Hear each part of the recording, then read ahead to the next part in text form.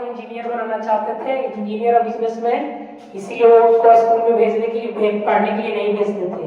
उनको आजकल की पढ़ाई लिखाई बेकार लगता था भी सेम साहब को, तो वो अपने घर में ही कुछ बुला लेते कि ये आगे चल के इंजीनियर बनेगा। जो भी तो वो करता था तो समझा कि मेरा बेटा आज से ही इंजीनियर का लक्ष्य, इसके कुछ भी एनी हो, जैसे रिमोट वगैरह हो गया, कुछ भी घर में इंस्ट्रूमेंट तोड़ दिया तो उनको लगता था सेम साहब के मेरा बेटे के अंदर इंजीनियर का लक्षण आना शुरू हो गया। तो चलिए अब क्वेश्चन नंबर 1 पे एक बात और ध्यान रखिएगा, ये सारा आपका बुक से ही है, बाहर से एक भी क्वेश्चन नहीं है, सभी आपका बुक जो एनसीईआरटी है ना बिहार बोर्ड के लिए, उसी में से सारा एक क्वेश्चन आंसर कराया गया। आप लिख भी सकते हैं, नोट्स भी बनाते हुए जाइएगा।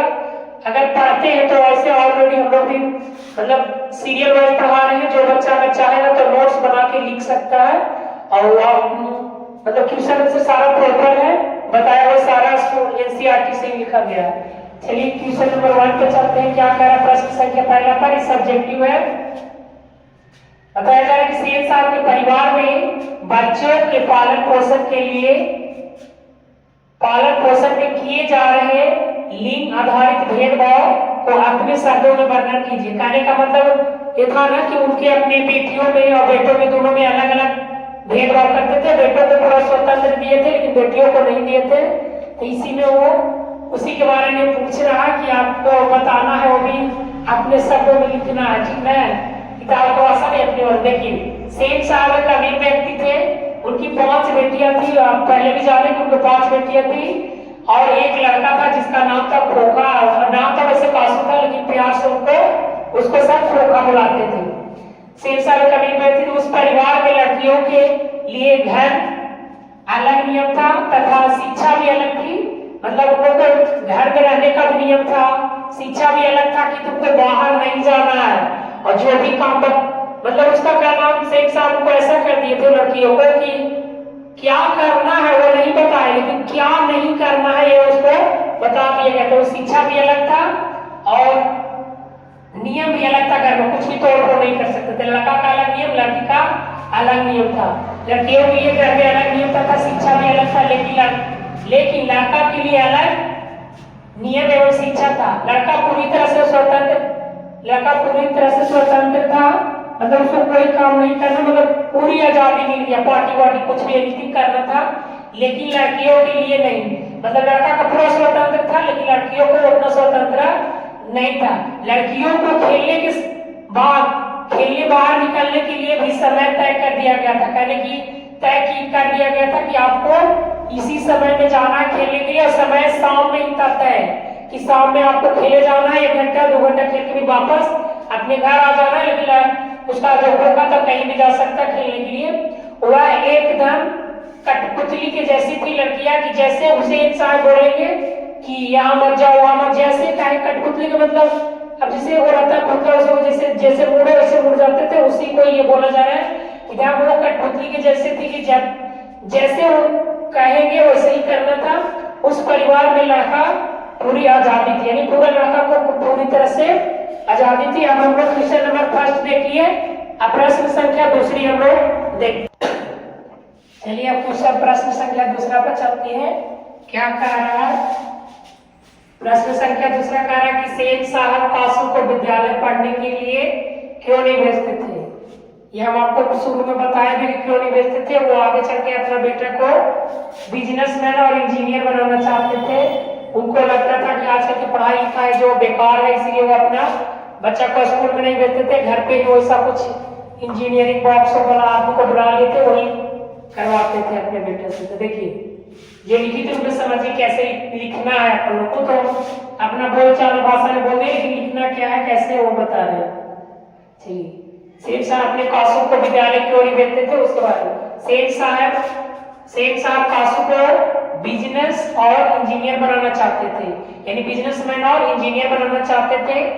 इसके लिए वो आजकल की पढ़ाई लिखाई को बेकार समझते थे, मतलब वो अपना बेटा को इंजीनियर बिजनेसमैन तो समझते थे कि स्कूल की पढ़ाई लिखाई सब बेकार है, वो बेकार समझते हैं।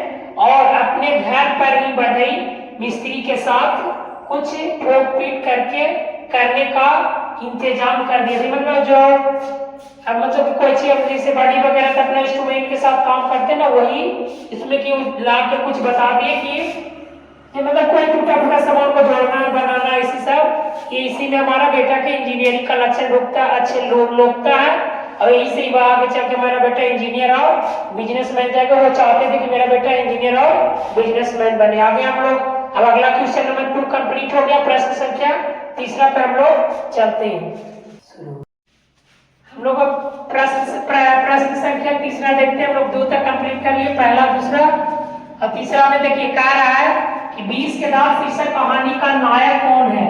इसे तर्कपूर्ण उत्तर दीजिए। कहने का मतलब तर्कपूर्ण की मतलब उस कहानी का नायक है जो कौन है और कैसे कैसे माना गया कि हमारे उस कहानी का वो नायक है। 20 के दांत की कहानी में मदन ऐसा पात्र है, मदन एक ऐसा पात्र करने का मतलब जो उसमें पार्टिसिपेट किया या किरदार भी करते हैं, इसमें भाग लिए कई होते हैं, तो सबसे ज्यादा फोकस मदन पर है। मतलब क्यों ऐसा पात्र है जो अहंकार को भी नहीं, अहंकार को नहीं सहन करता है। मतलब कहने का मतलब कि जो अहंकार, जैसे किसी को घमंड हो जाता है ना कि मेरे पास इतना संपत्ति है, हम इतना बलवान है, इतना खेतबाड़ी जो भी है, वो अपना वो मतलब वो नहीं सहन कर सकता था। मदन नहीं सहता था कुछ भी, मतलब वो सहन नहीं कर सकता था, बल्कि स्वाभिमान संरक्षित होता था, यानी उसको जवाब भी देता था उल्टा, मतलब सह नहीं था। और इसी तरह और वह खोखा जैसा बालक को ठोकर देकर वर्षों से दबे अपने पिता की आंखों भी खोल देता। मतलब कि अपने पिता का समझता था कि बड़े लोग ऐसे ऐसे, तो वो भी अपना मतलब करके वो अपने पिता के भी आंख खोल देता था। स्वपूर्ण कहानी से मदन की क्रांतिकारी भूमिका, यानी मदन को क्रांतिकारी भी लड़ाई मतलब लड़ने के लिए शेरशाह से लड़ाई कर करके मतलब अपना मदन क्रांतिकारी भूमिका आता है। इसका नायक मदन ही है। मतलब इस कहानी के शीर्षक मेन कौन है? मदन ही है। कहानी का नायक कौन? मदन। अब हम लोग प्रश्न संख्या 3 हो गया कंप्लीट। अब हम लोग प्रश्न संख्या 4 पे चलते हैं। प्रश्न संख्या 4 पे देखते हैं क्या है। प्रश्न संख्या 4 में ये कह रहा है कि कासू का चरित्र चिन्ह वर्णन करिए। मतलब कि उसका क्या कैरेक्टर है, कैसा है, उसके बारे में वर्णन करें। कासू स्मृत पिता का एक लड़का है। स्मृत मतलब कासू जो जिसके पास धन संपत्ति का कोई कमी नहीं, संपूर्ण कुशल परिवार हो, उसी को स्मृत बोलते हैं। तो कासू स्मृत पिता का लड़का है। माता और पिता बहनों का अत्यधिक प्रेम पाकर उसके स्वभाव में एक प्रकार का जिद भरा हुआ है, यानी जिद भरा हुआ है, वह जिद स्वभाव का है। उसके मन में जो आता वही करता और उसे अहंकार भी था। कहने का मतलब ये स्मृत उसके पास पूरा खुशहाल घर था, माने किसी चीज का भी कमी, धन दौलत पैसा खेला कुछ भी उसके पास कमी नहीं था। तो उसी तरीके से बहन माता पिता और भाई बहन, वैसे तो इकलौता बेटा था, 5 बहन और एक भाई इकलौता बेटा था। वो अपना माता पिता और भाई बहन सबसे उसको प्रेम ज्यादा मिलता था। इसी कारण कहते हैं गाँव में कि तुम्हारे लाड प्यार ने इसे बिगाड़ दिया। तो वही बहन और माता पिता के अत्यधिक प्यार पाकर वो स्वभाव में एक प्रकार का जिद्दी भरा हुआ था। मतलब किसी भी चीज को चाहिए तो हमको चाहिए, जिद करने लगता था, क्योंकि दुलारा था। वह जिद स्वभाव का होगा, मतलब जिद हो गया था उसको, किसी मतलब कोई भी सामान हमको चाहिए तो चाहिए, इस तरह की जिद करने लगता था। और उसके मन में जो आता था वो काम करता था कि हमको आज मन में जो की काम बिगाड़ देना है तो बिगाड़ दे, इस तरीके से उसके मन में आते रहता था, वही करता था। उसमें अहंकार भी था। कहने का अहंकार की जो मन में किसी को भी गाली नहीं देना, किसी से लड़ाई कर लेना, सब पूरी तरह से अहंकार भी था। और हम लोग एक प्रश्न संख्या 4 देखे हैं। अब हम लोग प्रश्न संख्या आगे चलेंगे, प्रश्न संख्या 5 में ये इसमें वर्णन किया गया चरित्र के बारे में कि क्या क्या बताया गया उनका, मतलब कासू का क्या चरित्र का वर्णन वही बताया था। चलिए प्रश्न संख्या हम लोग 5 प्रश्न संख्या 5 पे चलते हैं। हम लोग 4 तक पढ़ लिए, प्रश्न संख्या 5। प्रश्न संख्या 5 क्या कह रहा है? 20 के दांत शीर्षक कहानी सार्थक स्पष्ट कीजिए। यानी 20 के जो सार्थक शीर्षक का जो सार्थक स्पष्ट उसको कीजिए। मतलब 20 के दांत क्या मतलब है उसके बारे में बताएंगे। 20 के दांत के शीर्षक का महत्व और महल और झोपड़ी महत्वपूर्ण, सॉरी 20 के दांत में सिर्फ महल और झोपड़ी की कहानी, लड़ाई की कहानी है।